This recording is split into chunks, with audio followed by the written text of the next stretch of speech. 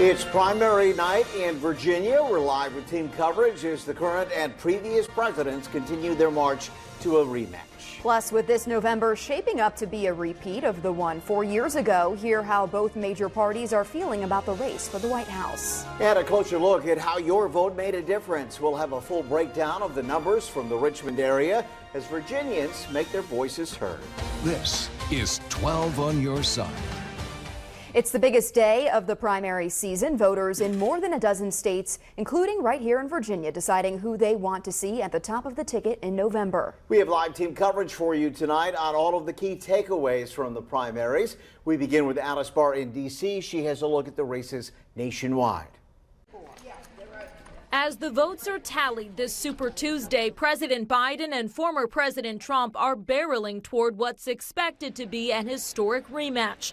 The former president celebrating his latest primary wins from Virginia to Texas. They call it Super Tuesday for a reason. This is a big one.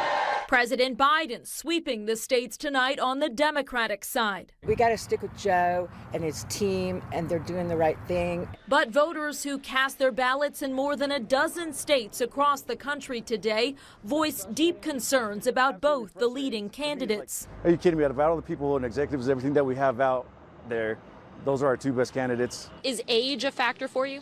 It definitely is. I mean, especially I work in healthcare, and knowing that as you get older, your memory just naturally starts to get a little weary. Many young voters casting protest votes over U.S. support for Israel in the war in Gaza. Do you think this is an issue that could and should cost President Biden the election? This is a time for moral leadership, and yet I'm not seeing that. Former UN Ambassador Nikki Haley has tried to frame herself as a common-sense alternative. She's qualified, she's a decent person, and she's confident. Those are the things I want in a person I vote for. But tonight, former President Trump's sole Republican rival falling still farther behind as the two frontrunners move closer to locking in their party's nominations. It's not all about the presidential contest tonight. 5 states held primaries in key down-ballot races for governor, House, and Senate that could have major national implications in a contentious time on Capitol Hill. In Washington, Alice Barr, NBC News.